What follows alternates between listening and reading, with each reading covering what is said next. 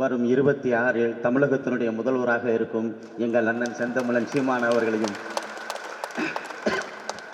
நெஞ்சிலேற்றி இந்த பெரும் பொதுக்குழு கூட்டத்தில் நேரங்கள் குறைவாக இருக்கிறது. அன்பிற்குரிய பெருமக்களே, அண்ணனுடைய வியர்வையும் இரத்தமும் சிந்தி ஒவ்வொரு தொகுதியிலும் ஒவ்வொரு கிராமங்களையும் கொஞ்சம் கொஞ்சமாக கட்டி எழுப்பி தமிழகத்தினுடைய 3வது பெரிய கட்சியாக உலகத்தில் எந்த கட்சிக்கும் இல்லாத தத்துவ கோட்பாடுகளை முன்னிறுத்தி நாம் தமிழர் கட்சி இந்த இடத்தில் களமாடி கொண்டிருக்கிறது.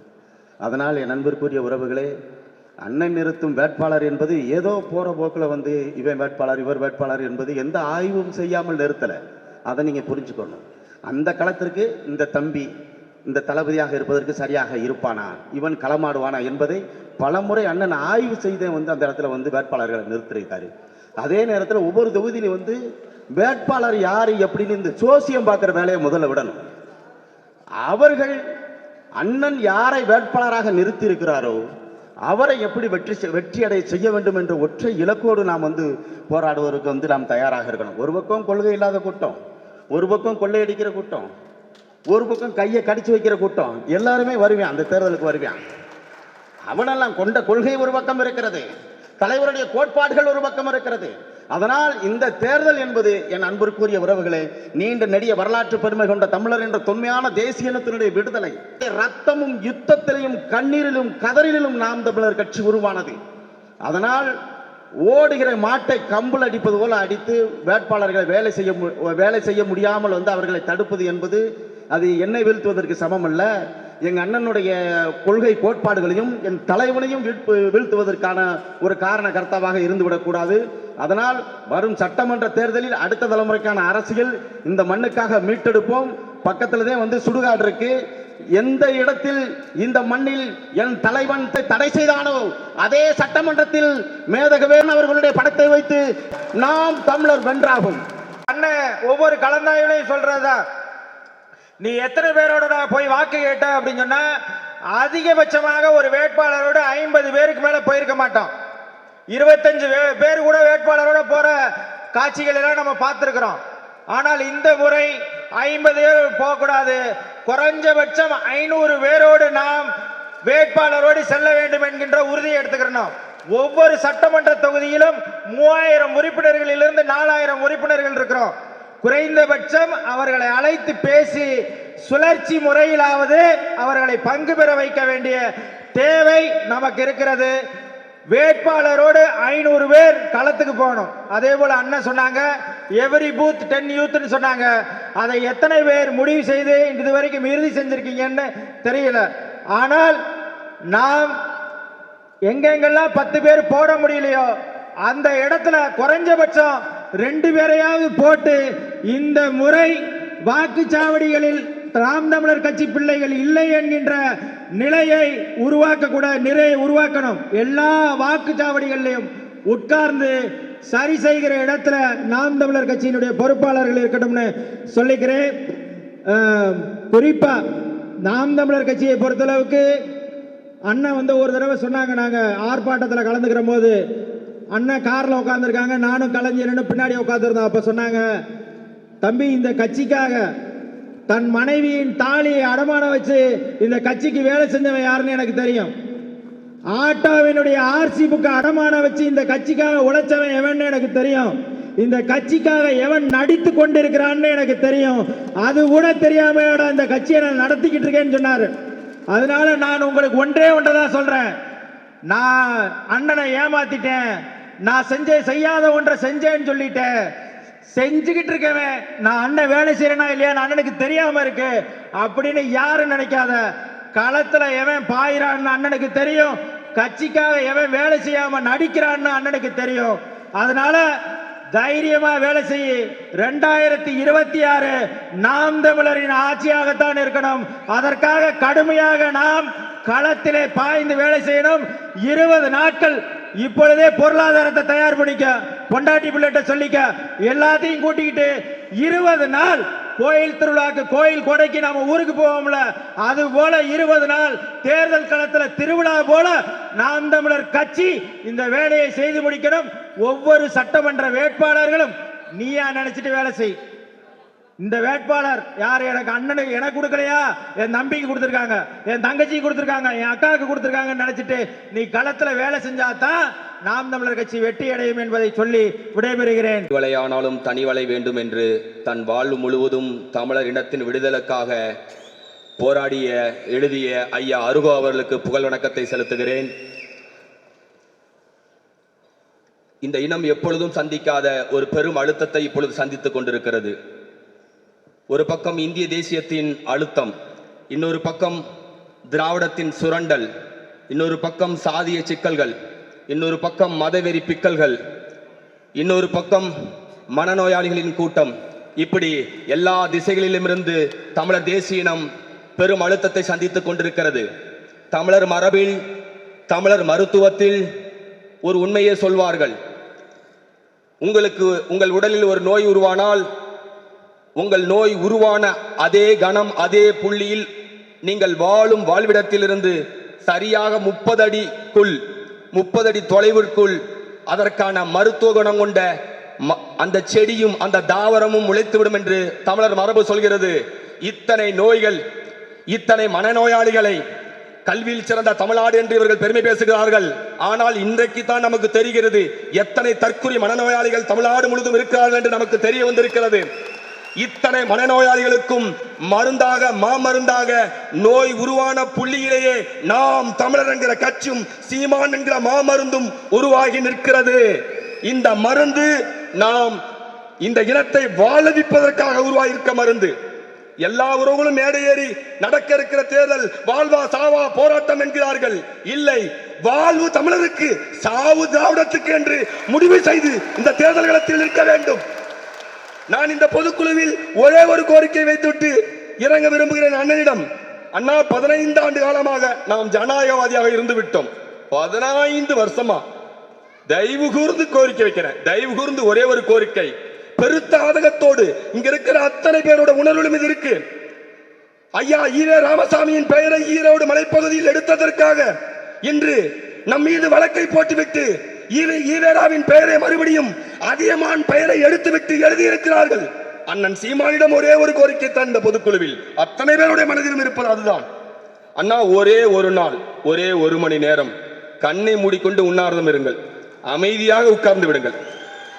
நீங்க கண்ணை மட்டும் காமிச்சிட்டு நீங்க உட்கார்ந்துருங்க, கண்ணை மீறி உட்கார்ந்துருங்க. தயவு கூர்ந்து ஒரே ஒரு தீக்குச்சின் உரசலுக்காக ஒரு காடே காத்திருப்பது போல நாங்கள் காத்திருக்கிறோம். நீங்கள் கண்ணை மூடி உட்காருங்கள். நீங்கள் கண்ணை மூடி உட்கார்ந்த 1 மணி நேரம் கழித்து, ஒரே 1 மணி நேரம் கழித்து நீங்கள் கண்ணை திறந்து பாருங்கள். இந்த ஈவேரா பன்றிகள், இந்த திராவிட பன்றிகள் ஒருத்தம் பேர் கூட தமிழ்நாட்டில் இருக்காது. துடைக்கிறோம், உத்தரவு கொடுங்கள். இந்த தேர்தல் திராவிட பன்றிகளுக்கும் தமிழ் புலிகளுக்குமான சண்டை என்று பேரறிவிப்பு செய்துவிட்டு களத்தில் இருப்போம் நாம் தமிழர். தொடர்ந்து தம்பியின் தம்பி என்னுயிர் அண்ணன் சீமான் உள்ளிட்ட அனைவருக்கும் எனது புரட்சிகர வணக்கம். எது ஒன்றையும் அளப்பதற்கு ஒரு கருவி தேவைப்படுகிறது. தண்ணீரை அளக்க வேண்டுமா, அதற்கு ஒரு படி தேவைப்படுது. 1/2 லிட்டர் 1 லிட்டர். அரிசி பருப்பை அளக்க வேண்டுமா, தராசு தேவைப்படுகிறது. 1/2 கிலோ 1 கிலோ 5 கிலோ என்று அளவை கணக்கிடுவதற்கு. அப்படித்தான் என் அன்பு உறவுகளே, அரசியல் தளத்திலே இந்த தமிழினம் எந்த அளவிற்கு அரசியல் புரிதல் பெற்றிருக்கிறது என்பதை அளக்கக்கூடிய அந்த அளவீடாக கரூரை பார்க்கிறோம். கரூர் ஒரு அளவீடு. இந்த தமிழினம் எந்த அளவிற்கு அரசியல் புரிதல் பெற்றுள்ளது என்பதை காட்டக்கூடிய, கணிக்கக்கூடிய, கணக்கிடக்கூடிய அளவீடுதான் கரூர். எவ்வளவு ஒரு கேவலமான நிலையிலே என் மக்களின் ஒரு சராசரி இருந்து கொண்டிருக்கிறார்கள் என்பதை கணக்கிட்டு விட்டோம். ஒரு தாய் சொல்லுகிறாள், பெற்ற பிள்ளையை பறிகொடுத்து விட்டு அந்த மருத்துவமனையிலே பிள்ளையை பறிகொடுத்த 1 மணி நேரத்திலே சொல்லுகிறாள், என் தளபதி மீது எந்த தப்பும் இல்லை. அதே இடத்திலே எண்ணற்ற தாய்மார்கள் தன் பிள்ளைகளை பறிகொடுத்தவர்கள் எவருமே தம் உயிரை பறிகொடுத்து விட்டோம் என்று கவலைப்படாத ஒரு அரசியல் அவலம். தன் தம்பியை பறிகொடுத்தவன் சொல்லுகிறான், அண்ணன் நான் இருக்கிறேன், நானும் உயிரை கொடுக்கிறேன் என்று. 41 பேரிலே எவராது ஒருத்தராவது இந்த தற்கொலை தளபதி வேண்டுதான் தப்பு கொண்டு என்று ஒருத்தனும் சொல்லல. இதுதான் அளவீடு. கரூர் என்கின்ற கருவியின் மூலமாக நாம் அரசியல் புரிதலை நம் மக்களிடத்தில் எவ்வளவு புகுத்தி இருக்கிறோம் என்பதற்கான அளவீடு. அப்ப நம்ம எவ்வளவு உழைக்கணும்னு பாருங்க. அந்த அளவீடு காட்டக்கூடிய அறிவுறுத்துதல் அதுதான். எவ்வளவு உழைக்கணும், நம்ம உழைக்கிறோம் இல்லைன்னு சொல்லல.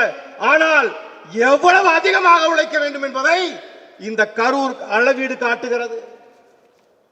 அண்ணன் அடிக்கடி சொல்லுவார், உண்மையும் நேர்மையும் இருக்கிற இடத்துல திறமையும் ஆற்றலும் இருந்தா அவனை ஒருத்தரும் வெல்ல முடியாதுன்னு. நம்மிடத்துல உண்மையும் நேர்மையும் அளவிட முடியாத அளவிற்கு இருக்கிறது. நம்மிடத்துல ஆற்றலும் திறமையும் அளவிட முடியாத அளவில் இருக்கிறது. அதைவிட அண்ணனை போல ஒரு தலைமையிலே ஒரு கட்சியில இருப்பதை விட வேறு எந்த மகத்துவமான பெருமையும் நமக்கு வேண்டியதில்லை. 3 விஷயம் இழந்த பிறகு கிடைக்கவே கிடைக்காது. ஒன்று நமது தலைவன், இழந்தால் கிடைக்காது. இன்னொன்று நம்முடைய அண்ணன், கிடைக்காது. இன்னொன்று நம்முடைய கட்சி. இனிமேல் இந்த தமிழினத்திற்கு இப்படி ஒரு அரசியல் கட்சி கிடைக்காது. இந்த 3 இழந்தேனா ஒரு நாளும் இனிமேல் இந்த இனத்திற்கு கிடைக்க போவது இல்லை, கிடைக்காது. அண்ணன் சொல்றாரு, இந்த இன்னைக்கு காட்டுறாரு, அருகோ ஐயா, அருகோ ரமேஷ், இப்படி எண்ணற்றவர்கள், நம்மாழ்வார், நம்முடைய பழம்பெரும் முதியோர்கள் அனைவரையும் கொண்டு வந்து நிப்பாட்டாரு. ஆனால் மக்கள் இதெல்லாம் உற்று பார்க்கிறான், உத்து பார்த்துக்கிட்டு தான் இருக்கான். அதே சமயம் எதிர்த்தரப்புல என்ன செய்யறாங்க உத்து பார்த்துக்கிட்டு தான் இருக்கான். அவன் இவன்னா இன்னைக்கு எங்க வந்துட்டான் பாரு, கொள்கைக்குள்ள கொண்டு வந்துட்டான் பாரு, எம்ஜிஆர் கொண்டு வந்துட்டான் பாரு, ஜெயலலிதா கொண்டு வந்துட்டான் பாரு. நாளைக்கு பாரு விடிஞ்சா கருணாநிதியும் கொண்டு வந்துருவான்.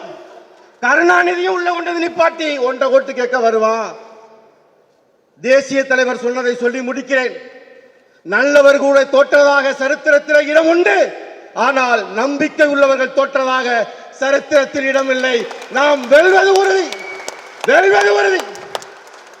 கடைசி மாவீரர்கள் உரையிலே தலைவர் சொல்லுகிறார், நான் பெரிது நீ பெரிது என்று இல்லாமல் நாம் பெரிது, நமது லட்சியம் பெரிது என்று நில் அப்படின்னு சொல்றார்.